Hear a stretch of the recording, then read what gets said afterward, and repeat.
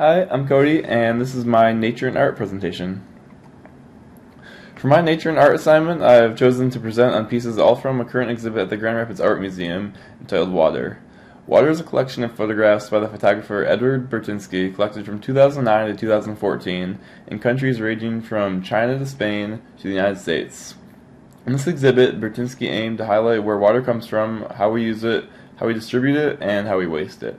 He broke up the exhibit into different themes, including distress, control, source, and waterfront, aquaculture, and Gulf of Mexico, among a few others. For the photographs, Burtynsky took almost exclusively aerial photographs without any additional digital editing. The photographic medium in which he presented them was in digital chromogenic print. One of the photographs that stood out to me the most in the exhibit was one of the Shilandi Dam in the Henan province of China. It was featured in a series of photos representing control, which included photos of dams, step walls, irrigation systems, and flood control networks. To me, many of them are resemblant of the extent that our world's population goes to harness and control the immense power that water has. I think this photo does an excellent job of representing this power and the force of which the water is coming out of the dam. On a related note, I recently watched a film produced by Patagonia founder Yvon Chouinard called Damnation. In it, the incredibly detrimental nature of dams is exhibited, as is their history in the United States. Without going too far into detail on the film, dams for the most part are a rather unnecessary device at this point and serve mostly as a harm to the environment. They destroy ecosystems by creating huge areas of still water in which many species cannot survive, and also severely interrupt ocean fishes such as salmon journey up rivers, which their species have been taking for years. On top of that, many dams in the United States create little electricity and often sit unused. It was a very powerful documentary that I feel many of you would enjoy and is very relatable to many of the concepts that we've been learning in class. This next photograph was taken in India during the Kumbh Mela festival, or the Festival of the Pitcher. It's one of the only photographs in the exhibit that was not taken from an aerial view and is part of the exhibit's waterfront theme. This theme deals primarily with why various cultures are attached to coastal regions in countries such as India, the Netherlands, Spain, and Florida. As I mentioned, this photograph is of the Kumbh Mela festival, which is a Hindu event of sacred bathing. This fits in with the religious aspects of religion we were reading of before, and serves as a further example of how large a role nature can play in religion. Kumbh Mela is recognized as the largest peaceful gathering in the world, drawing in approximately 100 million people in 2013.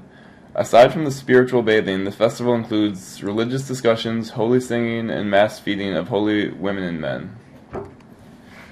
This photograph was taken immediately after the oil spill in the Gulf of Mexico. Shown are the eerie sheens of oil met with water and sunlight, surrounded by land that is now a wasteland. This photo, along with others in this series, depict the devastation that was caused by the 5 million gallons of oil that were spilled into the Gulf of Mexico and the limited scale of human response there was to combat it. This photo paints a picture to me of land that cannot be utilized for years to come, if ever, as a cause of man's lack of respect towards the precious resource that is water. That theme seems prominent in many of the photographs in Burtynsky's exhibit, and I think this photo is an excellent example of this. Another very striking one to me was of an enormous oil fire in the middle of the ocean with only one small boat attempting to put it out. For this one, I've actually completely forgotten which theme this was a part of, but regardless, it provides a striking juxtaposition of a suburban community and nature. Shown is the Salt River Pims Maricopa in Scottsdale, Arizona.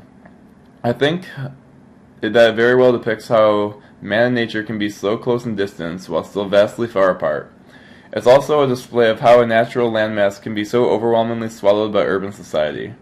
Another thing that comes to mind in this photograph is the amount of water used from other regions in the country for such an arid region's uses. I know that many golf courses in Arizona use water from the Great Lakes for maintaining the green, which I think is entirely absurd. There's an example of this in another photograph in the exhibit, in which a completely drained Owens Lake in Florida is shown, whose water is provided to Los Angeles. The pictures I posted in the slideshow obviously do not do the exhibit justice, and I would highly recommend going to the gram to see them for yourself. Many of the photographs incorporate extreme natural patterns, and seen in person, full scale, have an almost dizzying effect. The exhibit will stay at the Gram until April 26th, so I would definitely recommend you guys going to check it out. And yeah, thank you very much for listening.